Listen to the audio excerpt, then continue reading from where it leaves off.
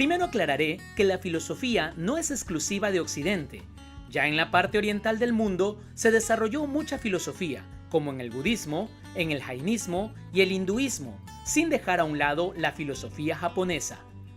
Pero la que capta nuestro interés es la filosofía occidental, de la cual han derivado todas las ciencias que estudiamos formalmente hoy en día. La filosofía occidental nació en Grecia, pueblo que se desarrolla gracias al intercambio comercial con otras colonias como las egeas, jónicas, mediterráneas y del Oriente. En realidad Grecia no era una nación, sino que eran un conjunto de ciudades-estado, como por ejemplo la afamada ciudad de Atenas o la ciudad de Esparta. Estas ciudades a veces combatían entre sí, pero generalmente se mantenían unidas, ya que compartían el mismo lenguaje, cultura y religiones. Se decía que tenían una misma identidad y cosmovisión. Toda esta historia se desarrolla a partir de aproximadamente el siglo VIII a.C. y más aún en el siglo IV de la misma época, en el llamado Periodo Helénico, es decir, hace más de 2300 a 2700 años. Pero, ¿cómo se origina la filosofía? El hombre antiguo tenía necesidad de conocer su entorno, explicarlo y predecirlo para poder sobrevivir. El problema es que no podía encontrar explicaciones racionales porque la racionalidad aún no había sido desarrollada. Entonces, ante los fenómenos de su entorno, sus explicaciones solían ser del tipo mágicas. Si llovía, era porque había un ser poderoso, mágico, que enviaba el agua. Obvio. Es así como tras siglos de sostener estas explicaciones, se forman las mitologías, con panteones llenos de dioses, los cuales eran los responsables de todo lo que pasaba y que no podíamos explicar. Todo era simple capricho de los dioses. Bueno, este Thor es un poquito más actual. En Grecia, la situación no era diferente. En las obras de Homero, no, ese Homero no, este Homero, el autor de la Ilíada y la Odisea. En esas obras se puede ver cómo las historias son narradas con componentes fantásticos, donde los dioses deciden el destino de los humanos. Es aquí cuando entran a escena los filósofos. Estos eran personas muy sabias que empezaron a dudar de todo. ¿Realmente existen los dioses? ¿No había otra explicación para los fenómenos? ¿Quién mandaba en nuestras vidas? ¿Por qué deben existir reyes? ¿Por qué hay desigualdad? ¿Qué es bueno? ¿Qué es malo? ¿Qué? ¿Por qué? ¿Por qué? ¿Por qué? De estas dudas es que surgen ideas como la democracia, que son para nosotros tan cotidianas hoy en día.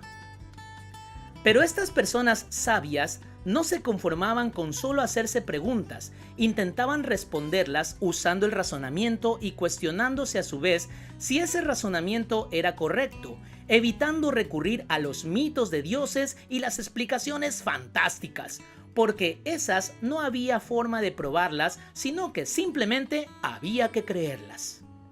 Esto fue lo que ocurrió en la ciudad de Mileto, en el siglo VI a.C.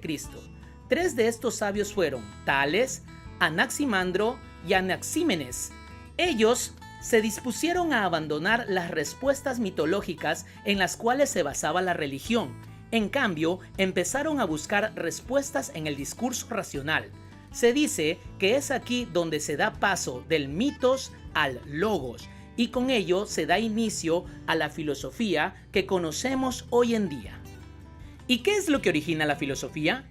Para Aristóteles y Platón era el asombro lo que la originaba, una actitud de extrañeza ante la existencia y todo lo que ocurría. El asombro lleva a la duda, a un deseo de conocer y averiguar el porqué de todo. Sin la duda jamás pondríamos a prueba nuestros mitos y creencias y nos estancaríamos en la ignorancia. El filósofo René Descartes llegó a dudar incluso de su propia existencia. Por otro lado, el llegar a situaciones límites, la angustia ante la muerte, el sufrimiento, la enfermedad, la lucha por la libertad, la justicia, el odio, son todas situaciones ineludibles que generan reflexión filosófica y que, además, repercuten en los actos humanos, de modo que la filosofía se convierte en una reflexión sobre la vida y para la vida. Pero, ¿cómo definiríamos la filosofía? Etimológicamente hablando, la filosofía viene de dos vocablos griegos, philo, que significa amor, y sofía, que quiere decir sabiduría. Literalmente sería amor a la sabiduría. Esto se refiere a la actitud de una persona que puede llegar a ser filósofo, pero en realidad no todo el que ama la sabiduría llega a serlo, porque no todos se dedican a buscar la verdad de las cosas más allá de lo aparente. Entonces, la filosofía busca la verdad, pero ¿qué es la verdad? ¿La verdad es la misma para todos? ¿Tan siquiera podemos llegar a la conclusión de que existe una verdad? Debido a estos dilemas, es que resulta imposible ponerse de acuerdo en un concepto universal de filosofía. Aristóteles la define como la ciencia de las primeras causas y los primeros principios. Por otro lado, Séneca dice que la filosofía es la ley del bien y del honesto vivir, y el que ha dicho que es la regla de la vida le ha restituido su verdadero nombre. En épocas más recientes, el filósofo francés Jacques Maritain la define como el conocimiento científico que, mediante la luz natural de la razón, considera las primeras causas o las razones más elevadas de las cosas.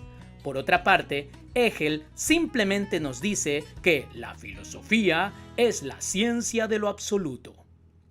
Podemos decir que es la ciencia en su estado más puro. La podemos distinguir de las ciencias particulares como la física y la química porque éstas buscan las causas más próximas de los objetos parciales de la realidad, como los elementos, las plantas y los animales. Buscan saber sus principios y estructuras, generando hipótesis que luego comprueban con experimentos y mediciones. En cambio, la filosofía trata de estudiar la realidad en general, buscando la causa primera y última, y su herramienta es la razón.